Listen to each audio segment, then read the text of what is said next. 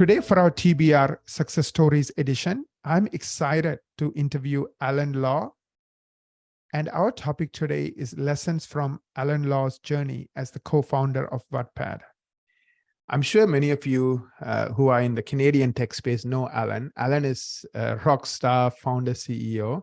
He started a company called Wattpad, and then a few years ago, he exited, one of the largest exits in Canada for a tech company. So I'm really excited to kind of talk to Alan today about who he is, where he came from, and how he ended up creating this amazing company and everything he learned along the way, including the mistakes that he learned from. Hey, Noreen, very great that you invited me. Much appreciated. Thank you, Alan. You are a very humble person, so I know it's going to be hard for you to to talk about the wins, but still, I do feel, for context, people need to understand who you are and what you have done. So before we jump in, can you kind of give us a 10,000-foot view on Wattpad in case somebody doesn't know what Wattpad is, and kind of talk about like the exit, like in other words, who bought it, why did they buy it? So let's start at the end, and then we'll go back to the beginning. Yeah. Okay. Yeah. Let me give you the elevator pitch of Wattpad. Wattpad is an online platform for people to read and share stories. When I say stories, I mean science fiction to romance and everything in between, mostly fictional stories. And this platform has about 100 million monthly users, and of which about 5 million are writers, and they upload 1 million chapters of fictional stories every day on the platform in 50 different languages. Pretty much all the major languages and all the countries in every country in this world has our users. So what's so interesting about the platform, not only in addition to the traffic, very high traffic, is the amount of data that we collected. So many years ago, we, I think maybe 2011 and 2012, we started to invest in AI and using AI to mine the data, understand the data, understand our content, and then leveraging AI and also the human, of course. We take the best stories on our platform and turn them into TV shows and movies and print books and other formats. So if you go to Netflix or Hulu or perhaps the local streaming company in Indonesia or other regions, you would find many of the top movies, top TV shows, or even the bestsellers came off our platform as well. We were globally #1 on Netflix multiple times, for instance. And that's the very interesting part of the business that almost like in the beginning of the company when we first started, we couldn't really imagine how it expanded. And finally, I would also say we as in Wattpad got acquired by Naver. Naver is the nickname. Its nickname is Google of Korea. They are the largest internet company in Korea and one of the largest in Asia, and the value of the transaction was 840 million Canadian dollars. That's amazing. That's almost $1 billion, $840 million. Yep. The way I understand Wattpad, and I'm summarizing it, like, correct me if I'm wrong. So you became a place for people to create content and also to get instant feedback. So if they write a chapter and a lot of people are reading it, that means it might be interesting, and they write the next chapter. And also the amount of data you are collecting with like 1 million chapters being published every single day and millions of people reading it, you knew what's trending, what's not. So in the old days, somebody comes up with a story and writes a book or comes up with a movie, and it's a hit or miss. Now you almost know in advance if something is going to kind of work because you know the reception it's getting like very early on. So is that kind of a way to think about it? And then you find a way to monetize all that intelligence and all that knowledge in all kinds of ways all over the world. Yeah, you're absolutely correct. book publishing and in Hollywood as well. It's a hit-based business, but most of the time it's not a hit. Uh, Almost way more than 9 out of 10 movies are flops. So with our data, it's very predictive. We can see the trends. We can predict how the user base would grow, the readership would grow, and of course, based on all the comments. And one thing I didn't mention is we also see hundreds of millions of comments every month. And utilizing the comments, we know how emotional, how engaging the readers are, and that.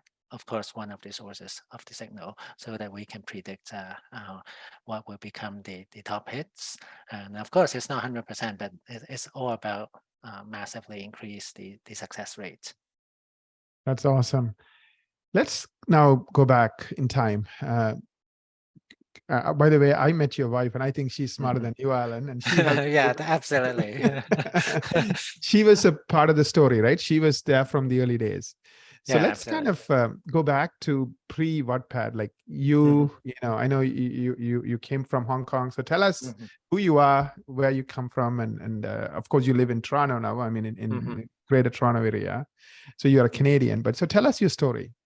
Yeah, well, towards the end of the 80s, my family, as you mentioned, I grew up in Hong Kong, born and raised there, and my parents, they were living in Hong Kong for many years as well.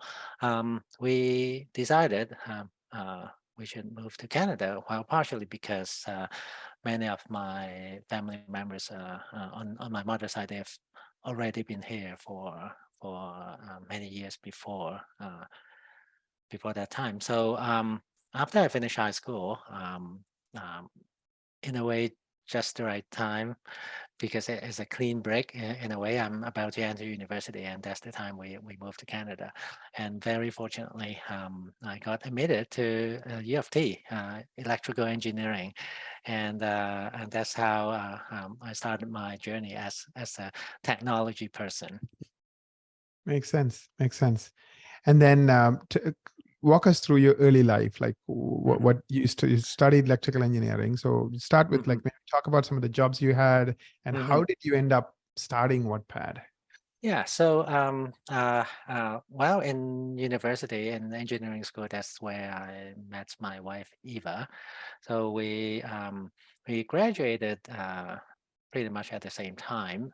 She went to work for a startup company called The Arena. I joined IBM at that time, but we were um, the two companies were pretty much across the street. So we I started to know her colleagues and also became friends with some of them. But anyway, the reason why this is important is that when she joined the Arena, it was a 20-person company, and then I find it the work that she did and the company did was very, very exciting because it was a startup tech startup company, and I was working for one of the largest and probably the slowest technology companies in the world, right? So 9 months later, I also joined the Arena as well, and by the time I joined, it was pretty much close to 100 people. And then a few years later, when the company got acquired by Symantec for $500 million, and remember it was in the 90s, $500 million was a lot of money back then. Definitely a unicorn in today's world. But when the company got acquired, it was 800 people. It was the fastest rocket ship I have ever seen.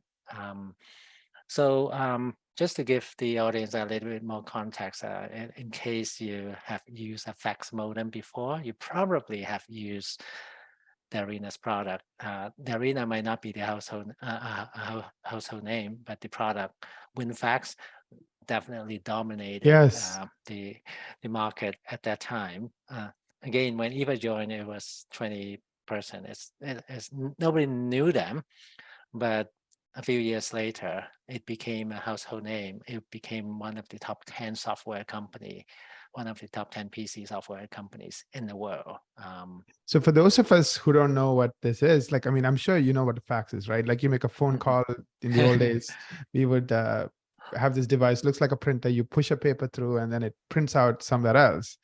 So that's how it works. So WinFax, what it did, it kind of allowed you to now send a fax. Let's say you have a Word document, you could now send it using fax from your Yeah, computer. So you hook up your phone line, to your computer, and it's like this dial-up connection, and now you have a connection, and now it just made it easy for you to just send. So for example, I guess one of the use cases, let's say you are a marketing person. In those days, people used fax. Now you could send out right from your house 100 letters to 100 people, like 100 faxes, right? So of course you're only paying for the cost of the phone line. In those days, even phone lines cost money. If it's a local call, it was free, but long yeah, distance, you're paying 10 cents. But anyways, yeah. so that's it's an Yeah, interesting time, right? It's yeah. It's like in email just before the internet days. The internet was starting to take off, but it was so early at that time that well, people need communication tools for decades, if not centuries, right? So fax was the email before email. yes. So you saw her and you were kind of inspired. This is fun, and hey, they had this unbelievable ride, like 800 Hmm. people so fast, and then they ended up getting acquired. Yep. So when did you like so when did you get your first job, and when did you actually end up starting Wattpad? And Hmm. like maybe we'll talk about the year or two before you ended up starting Wattpad, like what happened. Yeah, yeah. So it was an amazing ride, and a few years after the arena got acquired, two of the founders of the arena, Tony Davis, and well, Tony wasn't really the founder. He joined afterwards, but he was the creator of WinFax, so he was one of the founding team member, definitely. So Tony Davis and Max Kapinka started BrightSpark. BrightSpark now is a venture capital, but at that time when they started, it's I think 1999, it was an incubator and venture capital. So both me and Eva, after working for Mark and Tony for a few years as our first job, when they started something new, we of course we want to join them again, and rejoined them around actually towards the end of 1999, early 2000, at the turn of the century. Keep a long story short, we joined the incubator side. So initially we got assigned to different startups and then help them scale, help them grow, help them find product market fits. Many of them have super early days, and that experience was invaluable because we could work on multiple startups all at once, and we learned how they failed. Many of them would not be able to find product market fits, but some did, and we kind of see what we need to do to help accelerate that cycle, iterate faster, and avoid some of the mistakes that we learn. So keep a long story short, after year two, I had a great idea. So I started, co-founded, I should say, with other people within BrightSpark, and started a company called Tira Wireless. It's a mobile content company, mobile gaming company, gaming as in like the mobile game that we play all the time. But it was very early days. It was So pre 2001, pre 2002. iPhone, right? This was like what, 2000? Yeah, 2001, 2002. Wow. So it was building games and also helping other gaming publishers to build mobile games, but on the Nokia phone. Trust me, people did play games on the Candy Bar Nokia phone and Motorola Razr. Of course, not to the scale that we see today, but there were definitely a lot of people doing that already. So you started this called Tierra Wireless. Is that's the name of the Tira, company? Tira as in tiramisu. Because Oh, we love tiramisu. to Okay, we got it. love to use the surname as a code name. It was called Project Tira as an internal code name at the time, and then it became a company because it's starting to find product market fit, and then we were kind of too lazy to we were too Change it. busy, we just picked the name. Okay, let's call the company Tira. That's That's how it worked. So it was a good ride. The we became a venture-backed company. We raised external capital from other VCs as well. Of course, Bracebout invested. We scaled the company to almost 200 people. So it's relatively successful. But well, keep a long story short. The when the smartphone came out, of course the feature phones in the past got disrupted, right? One of the value proposition at that time was uh, because each mobile phone model from Nokia to Motorola to perhaps LG, they all work differently. So building mobile games was very difficult at that time, and that's one of the core piece of technology that we built. But when iPhone came out and then subsequently Android, you pretty much just have to build the application, the app twice. Once on iOS, once on Android, and you're done. Android. Right? So in a way, one of the biggest lessons that we learned is our biggest competitor actually wasn't any other company. Is there's a platform shift happening. Once there's a platform shift, once the paradigm has shifted, your product, your technology, your customers might not be relevant anymore. You have to shift with them fast enough, change your mindset, change your product, change perhaps completely re-engineer the entire company, and from sales to technology and everything between to adapt to the new environment. And I think that's easier said than done, and that's why Tira eventually failed. Right. So Jira was still going when iPhone came along, is it in 2007? Yeah, when it's starting, it went pretty well until like 2005 and 6. But when iPhone came out, and also BlackBerry, there's a big platform shift. It took a few years, but it became very clear what we built. Wow, it was amazing at a time. By 2007, when iPhone was starting to capture the mind share, the business started to decline. Right. Yeah, that's interesting. Right. I watched a movie called Blackberry recently, and of course, it's like a comedy and a tragedy, right? In the beginning, it's funny, and I don't know if you saw the movie, and it's kind of like how these Yeah. crazy people with no experience ever building any business ended up building this unbelievable business. And then eventually, like I was looking at the stock chart, like the day iPhone was announced around that time, it like dropped by like 75%, and then it kept going Yeah. down to like Yeah.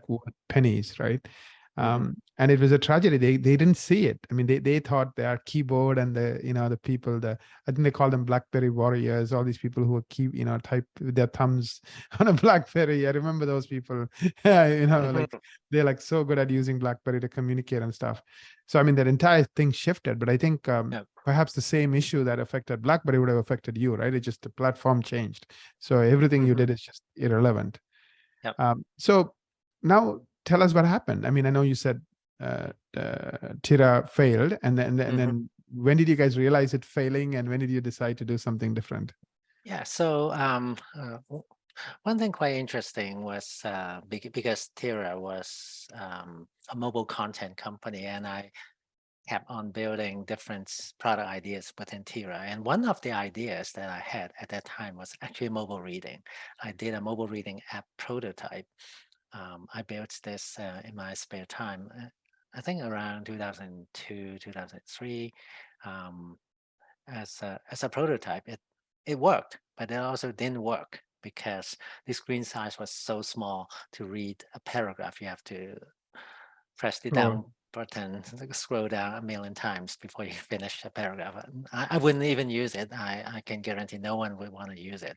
So we didn't really pursue the idea. But by say mid 2006, late 2006, two things have changed. Number one, the screen size got much larger. If you recall, the flip phone, Yes. not only you could, unlike the Nokia, you could only read 3 lines of text at a time. The flip phone, you can read 10 lines of text at a time. Still primitive in today's standard, but actually it's usable. So I resurrected that idea in my basement, and that because I love to read, this idea just keep on is stuck in my mind. I just cannot get rid of it. So by 2006, I was so passionate about this idea. I thought timing is right. Maybe I should leave Tira and start a new company. So I actually left Tira in I thought about leaving in 2005. And it was still at its peak, but I just want to pursue this idea and of mobile reading. And then pretty much around the same time, a very good friend of mine, Ivan Yuan, he's now the Wattpad co-founder. And Right. I knew Ivan because he, for a very long time, because he was also one of the early employees at Tira, maybe employee number 1 or 2. I can't remember how early it was, but doesn't matter. I knew him for a very long time, and he left Tira already at that time when I was rebuilding that mobile reading app prototype on the flip phone. He instant messaged me, and that's what he said. Hey, Alan, I'm working on a new product idea. Here's the link. Can you give me some feedback? I click on that link. Guess what I saw? He was also working on a mobile reading app. I could not believe what I've seen, but he was one step ahead of me. He not only he built the mobile reading app, but he also built a user-generated platform, a website where people can upload the content to the phone. So these were the two industry trends that were happening at that time. Number one, screen size getting larger and larger, and especially smartphones is coming out. And number two, social, user-generated content. The internet wasn't read-only anymore. The audience, they can participate. So we, when I saw Ivan's prototype, it's a no-brainer. Let's do it together because we actually have the same idea. So we started the company called Wattpad, and that's when we started in late 2006. We actually launched in January 2nd, 2007, right after Christmas. And capture these two trends. We thought we would be able to capture, say, 1 million users overnight, but of course we didn't. We were close, but we missed by quite a few zeros. Yeah. So I think after roughly a year, we were really struggling to get any traction. We got maybe 1,000 users. It's still good. If you run a B2B SaaS company, if you have 1,000 1,000 is a customers, good number.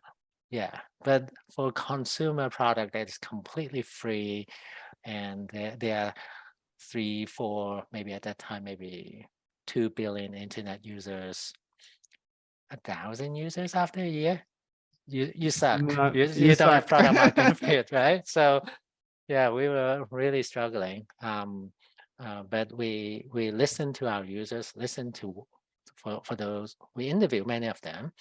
Then those 1,000 users, we understand why they're coming, and over time we continue to improve the product.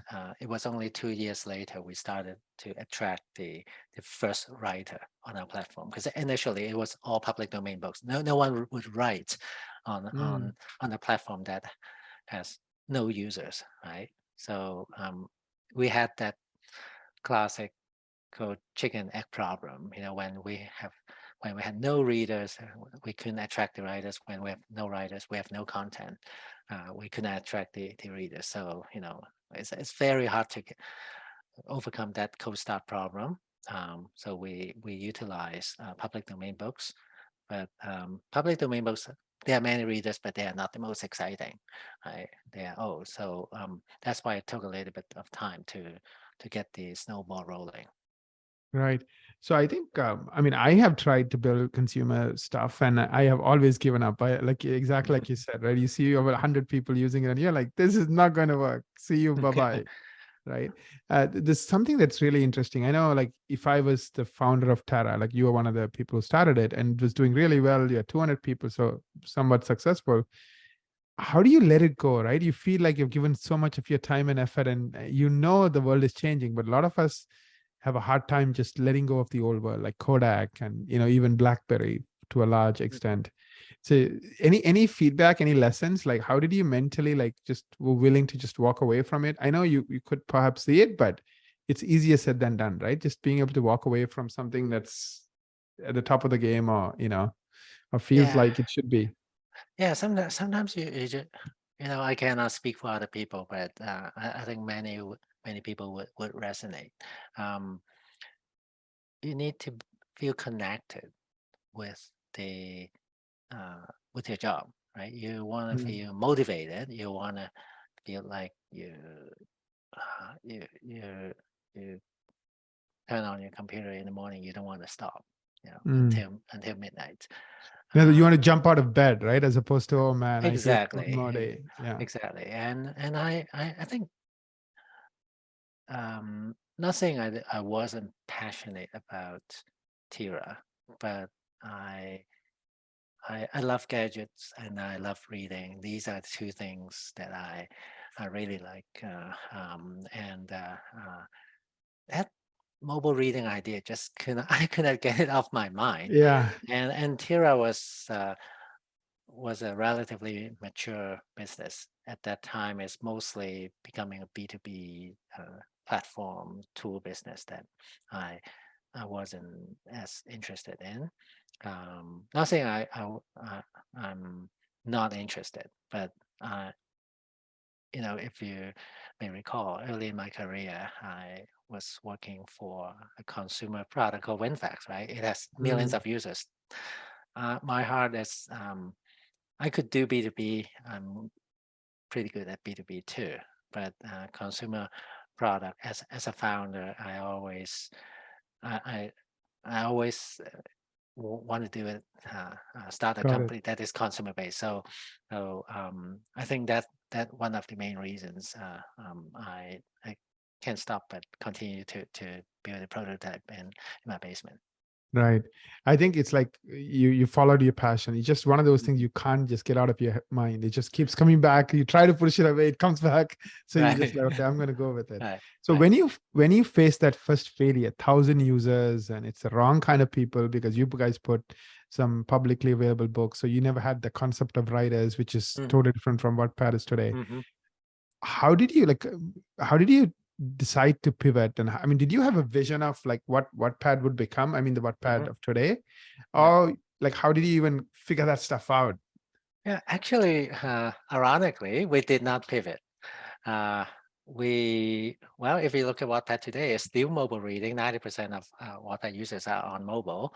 Uh, User-generated content, uh, lots of comments, building that community. We are still doing that at Wattpad today. So we actually did not pivot. But what really game changing for us, and I have to say, uh, sometimes luck will fail on your lap, and this is exactly what happened. Um, but in a way, we also foresaw what was coming. Like I mentioned, we already saw like the screen size or the And you mobile said, phone. yeah, and iPhone was already out by the end of 2007, right? So you like, so Yeah, you yeah. But when we launched, iPhone did not exist. exist, right? So but we clearly see, but because Tira was a mobile business, right? So between the turn of the century to 2006, we saw how quickly the capability of the mobile phone increased, right? So we can extrapolate, and we know it's going to work. Of course, we didn't know iPhone would come out, but it, to a degree, it also wasn't a surprise. Someone Right. would figure Someone would this. ever come up with Someone it. would Yeah. figure this out, Yeah. right? Yeah. So we saw that, and at that time, I didn't mention, but if you Google it, Google the history of YouTube and Facebook, they were starting to take off in 2006. In fact, YouTube just bought by Google for $1.6 billion. YouTube was only 1 year old at that time, Right. but it's gained so much traction. So the social network, the user-generated content also starting to take off. So these two mega industry trends starting to become big, and we kind of capture these two. And also, one last thing I want to mention, the third one is Kindle. Kindle also did not exist, but Kindle, a few months after we started Wattpad, Amazon announced Kindle. So all three mega trends, they were starting to emerge, and we had a perfect storm in a good way that we could capture that. So really quickly, to overcome the initial cold start problem, as I mentioned, we utilize public domain books, the classic books like Pride and Prejudice, and that over time, every day goes by, uh, we see more users. It's not like a million, but when I mentioned 1,000 a month following, you have 1,100. It's growing. Uh, and then when iPhone came out, we built the iPhone version.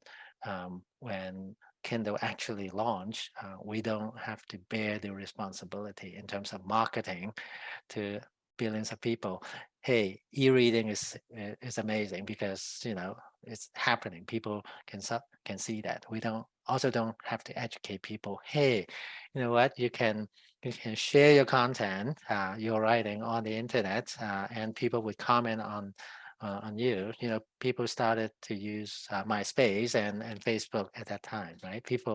It's not a foreign concept anymore. That actually helped. Right. Looking back at Wattpad's success, and then looking forward to your early days, is there anything you did that you think was like critical, like some decisions you made or some features you built or some pivots you made that you think just really, really put you on the right track? In other words, Yeah. what I'm hearing you say is you saw these trends, this trend of Mhm. user-generated content, and of course, you guys were in the reading space and the writing space. I get it, but were there anything specific you did that kind of helped you Yeah. capture that trend? Yeah, I think again, we were lucky that some of the trends that already emerging, but I think that's also a good lesson to learn. When there's an emerging industry trends out there, ride the wave, capturing that is automatically an amplifier of what you're doing.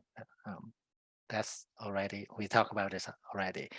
But in Right. terms of key decisions, I think there are many key decisions that we made, and I cannot pinpoint a single one, but I would say there are many important decisions that strategic decisions that we got it right. For example, we were not the only one building mobile reading apps or mobile apps for reading and writing. But we made a key decision that all our competitors at that time went the other way. And that decision was we focused on building an amazing reading experience. Many of our competitors, they were thinking, well, let's focus on the writers. Let's build an amazing writing app. While it's not wrong, but you can actually write on Microsoft Word, Google Docs, newspapers now. There are many writing tools already. We don't have to build another one. So we Mm, kept the writing piece very simple. As long as you have the content, uh, uh, that's fine. But um, um, why focusing on building readers? A reading app is so important because with more readers, naturally the writers would come, but not the other way around. Because we at that time we already have some writers. It's like the snowball already started. We have enough supply in a way. We don't have to focus too much on the supply side in terms of content. Let's shift the focus to the demand, the readership side. And that was one of the very, very important key decisions. Once the size of the audience started to take off, we left all our competitors in the dust. mm. That was one of the key decisions. But there are maybe other two I quickly touch on. Before you Uh, touch on the other yeah. decisions, it just this reminded me of a decision that perhaps Google made, right? Because I Mhm. remember in those days, search engines, like you could stuff keywords and like you put the word 100 times and you're going to show up because you put the word 100 times. Yeah. And a lot of the search engines at the time, they didn't really care about the consumer. Like, what do Mhm. the consumers care about? Good answers, quickly, etc. So when Yeah. Google came along, they didn't even think what Google was trying to do was interesting. And I think there was Mhm. a story that they were willing to sell Google for $1 million, but the buyers said, "Oh, $1 million is too much for this stupid technology." So I Mhm. guess they focused on the consumer versus the Yeah. businesses, and you guys Mhm. focused on the readers versus the Yeah. writers. So it was very Yeah. counterintuitive, but it really, really, it's a long game, right? Like at the end of the day, you Yeah. need the readers because without readers, what can the writers do? Yeah. Brilliant, Precisely. brilliant, brilliant Yeah. move. I think. It's a double-sided marketplace. So Yeah, so exactly. once You just need once to we know have which some supply, then you focus on the demand, then the flywheel will just turn. spinning so much faster. It's product-led growth. So we did not use any like performance marketing at that time to drive the initial growth. Well, perhaps in the first 10 years of Wattpad, is a 15-year company before it got acquired. In the first 10 years, we didn't spend any money on performance marketing. It's purely word of mouth, Organic. Right. purely organic, pure product-led growth.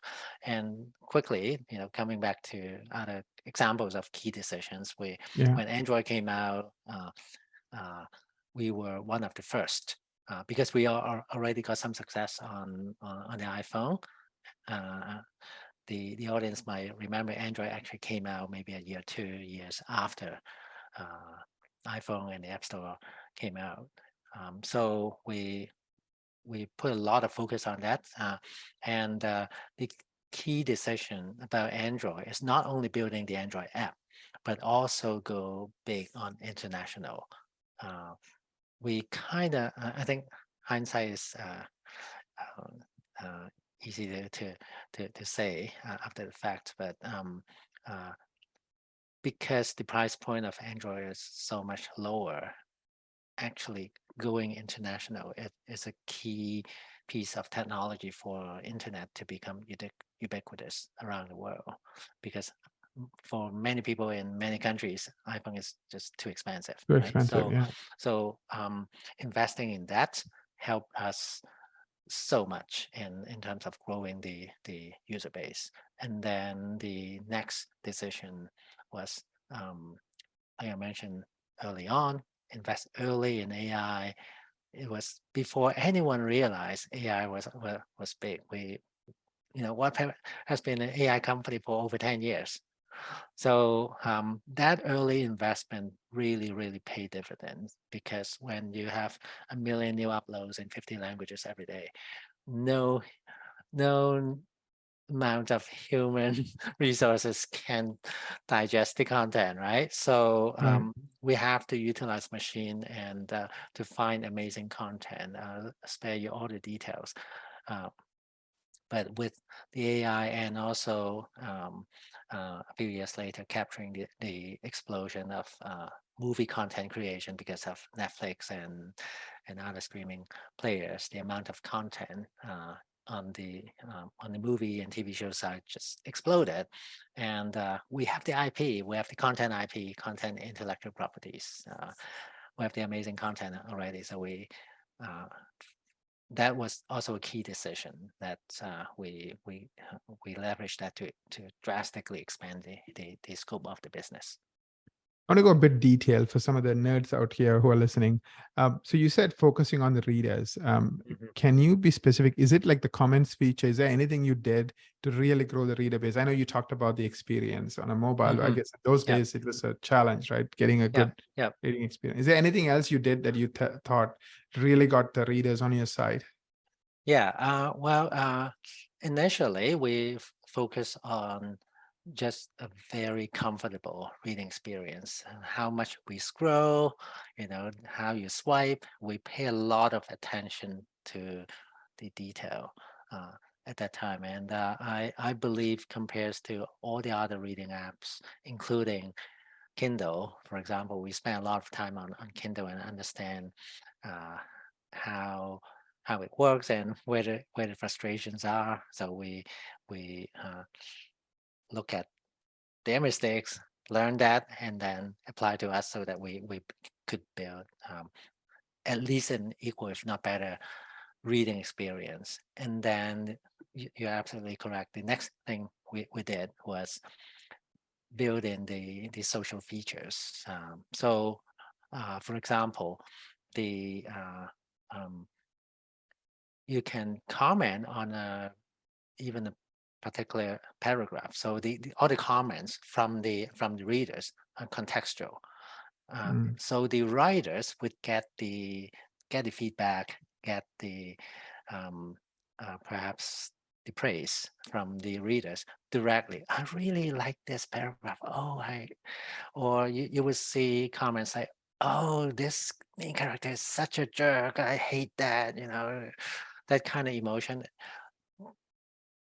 That's very, very hard for any writer on any other platform to to um, to see, right? Because for a traditional published writer, you sell your book is in the bookstore, no matter how much emotion the readers have, they are reading at their comfortable home. The writer would not know, right?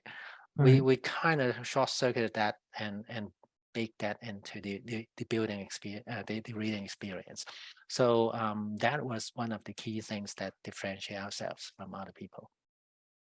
Thank you so much, Alan. As we kind of bring this to a close, I know I want you to come back and talk about your act two, right? As a VC, and all the things you do and all the things you look at and the lessons you've learned. But focusing on your act one, which is building this unbelievable company. Again, this is your second try, not the first try. The first one was I didn't even know that till today, like tiramisu, tira. So, uh, so what are some of the lessons you want to leave our listeners with, especially if they're going to build a consumer-facing anything, right? So, which is, I think everyone loves to build Mhm. a million-person app, but one in probably 100,000 succeed. So, what are the lessons you would like to leave for anyone interested in that space? Yeah, I think the one of the misconception is once you have an amazing idea, build an amazing product, it would just take off in a week and you're done. I think we are all spoiled by the success of Instagram or Yes. YouTube. It took them literally half a year or 9 months to take off. But if you listen to me or listen to Pinterest, Pinterest founders, they all share the same story. In the first year or two, they were struggling so much. And I think uh, the biggest lesson that I want to share is um, while once per decade you see a YouTube or Instagram or now Chat GPT, right? Um, most consumer products actually take much longer for you to build.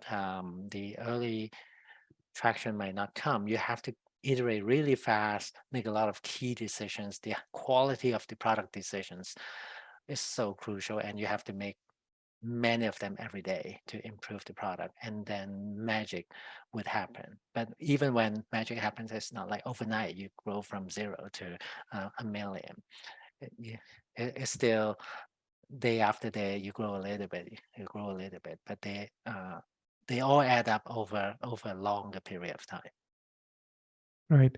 It's like watching this very complex crime novel, right? Like in the sense, so many things have to kind of be figured out. I bet even at this point, you didn't know how to make money, right? Of course, yeah, building an audience, you're getting all Mhm, this stuff. And so there's so many puzzles you have to solve, right? In a mhm. consumer business.